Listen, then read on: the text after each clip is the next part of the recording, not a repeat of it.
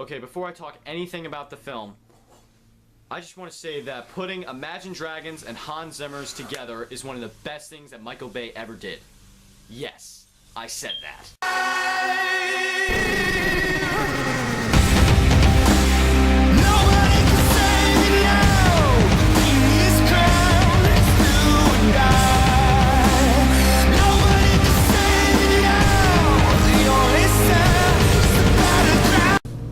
Transformers 4, Age of Extinction. So, Transformers Age of Extinction stars Mark Wahlberg as a simple, everyday guy living in Texas who's actually an inventor.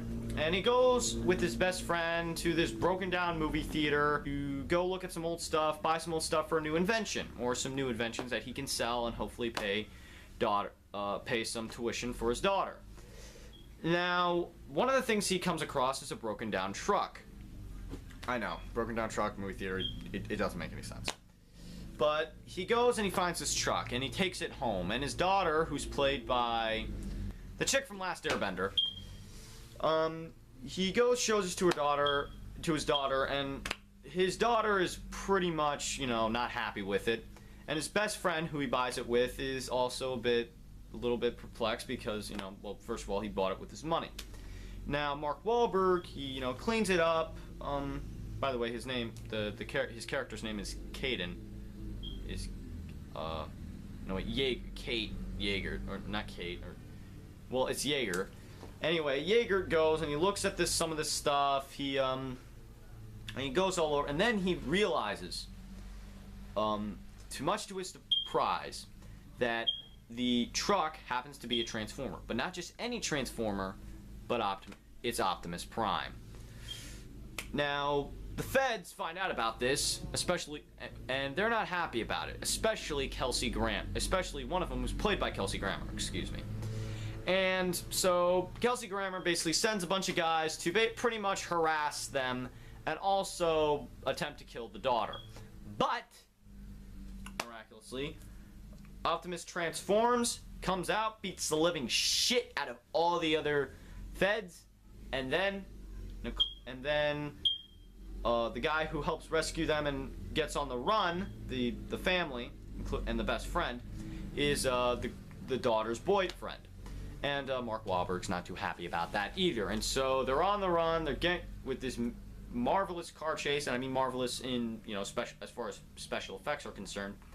They go, they're driving, and then once they get out of there, another Transformer comes in to help them out, to help the feds out, and they go, and then pretty much what happens is that they escape, they get out of the car chase, and what happens is three of them are okay. Three of them get out of there safely alive, and the best friend sadly dies in the most weirdest way possible. Pretty much turns into a skulled out statue. So now Kelsey Grammer wants all three of the guys turned in, dead or alive, with Optimus. But Optimus takes them to, I guess, the Grand Canyon, and then we find out about three other Transformers. One who's a samurai. Another one is basically like a guy with like this cape thing, and another one is a big fat one with a cigar, played by John Goodman. Yes, John Goodman is playing a Transformer. So basically, what they got to do is they got to work together to go to a company in Chicago that's ran by this big corporate tycoon played by Stanley Tucci.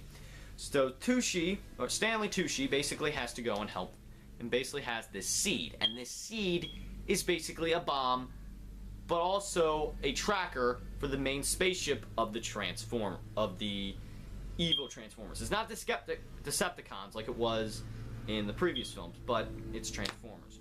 So anyway, they got to do that, and so yeah. So now we have our movie. As you can see, I was rambling on discussing that plot because that's pretty much how the movie's basically described. There's too much going on, especially for a Michael Bay film. You got the family, you got this, you got Stanley Tucci, and then you got Kelsey Grammer, and there's a lot of stuff going on with this movie. Now let me just go off to say that I came in this movie with high expectations. I've only seen bits and clips of the first two Transformers, but I did go to see the third one with low expectations. I liked the third one, surprisingly. And, with this one, after seeing the third one, Dark of the Moon, I said, I can't wait to see Transformers 4. And of course, one of my brothers, Ronnie to be exact, said there's not going to be a fourth one. The third one knocked it off the roof. Yes, we will all agree we like Dark of the Moon. And I looked up this movie before I went to go see it. It doesn't have a big rating on Rotten Tomatoes, but I will say this movie is actually pretty good, in my opinion. In my opinion. Now, Jeremy Jahns, he gave it a dog shit rating. It's got like an 18% on Rotten Tomatoes. It's not doing well. Now, a lot of people are probably asking me, why are you reviewing Transformers this late? Why aren't you not reviewing Dawn of the Planet of the Apes? I haven't seen that yet. I will be seeing that Tuesday, at the time I'm making this video. Now, I am rambling here, because that's pretty much how I felt like, because I just got back. I just saw it today. Now, let me just go off to say, the movie, it has great action, and I will go off to say, a lot of people aren't impressed with the special effects. I am. And I went to go see this with a bunch of friends, not just Johnny, like I did with Maleficent. And one of the guys who I went to go see with it, he liked it a lot. And he said his favorite line was, it's actually in the trailers, it's the insurance line. You better have insurance, and it's a spaceship. I will say, Michael Bay did a really good job. To me, he did a really good job with the humor. And I think Stanley Tucci is probably the best character out of the whole thing. I was more looking forward to Mark Wahlberg because, you know, I love Ted and I love all of his movies, and he does a great job too. But not well. He does a great job for what he's given. But really, the one fatal flaw with Mark Wahlberg is that I cannot see this guy as an inventor. If they wanted somebody like this, but who could kick some ass, they could have gotten somebody more somebody who could be an action star, but at the same time could be a scientist. And Mark Wahlberg just isn't that. He's an action star, but he can't be an inventor, and he can't be a crazy inventor too. But some of the things I really didn't like. I could have gone the whole movie without the best friend. Now the best friend's only in the first act. He goes, he's there, he dies. That's what happens. But I really don't think I went through the whole movie. After that, I completely forgot about him. Nobody cared about him. I don't think anybody mentioned him. He's just there to die because they can't kill off Mark Wahlberg because Michael Bay wants him for a sequel because he lost Shia LaBeouf. But to be honest, I didn't like. To be honest, it's nice to have less Shia because that was the problem with the other Transformers movies. They made Shia LaBeouf the main character. And that's another problem with this movie. They make Mark Wahlberg the main character, which is not what Transformers is about. These characters don't exist. Didn't exist in the cartoon show. We need a movie that's just about the Transformers and full focus on the Transformers. Now this movie really has no mention. There's Bumblebee's in it and Optimus is in it. That's pretty much the only characters who return. Pretty much it's the voice actors, or voice actor, because Bumblebee doesn't have a voice actor, because he uses radios to speak. He uses like the radio and tunes to speak. It's pretty much the guy, I forgot the name of the guy who plays Optimus, his name's right there, who return, and Michael Bay, and maybe some of the crew. That's pretty much it. Like even the score's different. And Hans Zimmer, that's, well, I'll get to him in a minute, but I gotta say that the movie as a whole should have had full focus on Transformers. Like, this is what I think we should have in the next movie. If anybody's gonna go see the next movie, because everybody's hating it. I like it. And I'm looking forward to Transformers 5. But I think that for the next movie, it should just be the Transformers. The humans can be a background. You can have Mark Wahlberg back, but give him less screen. Have Stanley Tucci back, but just have less of them. Now, but there is funny thing. There is one point where Stanley Tucci does this. When they're in China, he says, "How the fuck do you say how do you say get the fuck out of the way in Chinese?" And that was funny.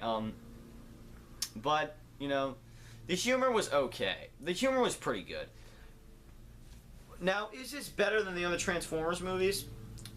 Now, I don't know about you, but I like this more than Dark of the Moon. Even though, and this is my one problem, it's a little too long. 165 minutes, 2 hours and 49 minutes. That is too long of a movie. Now, Dark Knight Rises, I could handle it. I could handle it. And it didn't even seem that long. This, however, not so much. Now, this is more sad, but it does have a pretty fast pace, in my opinion. Now, I think I've talked more about the human characters than the Transformers. Now, the new Autobots I liked. I liked John Goodman's. That was my favorite one. Now, I really think he was a really good choice for the role. I like the missile, the cigar he has in his mouth that becomes a missile, which was really nice.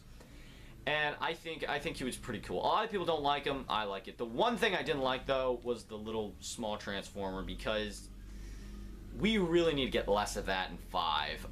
Because, I mean, I'm pretty sure some of the guys I saw liked it. I liked him a little bit, but I really think I liked him in his first scene. That's the only time I liked him.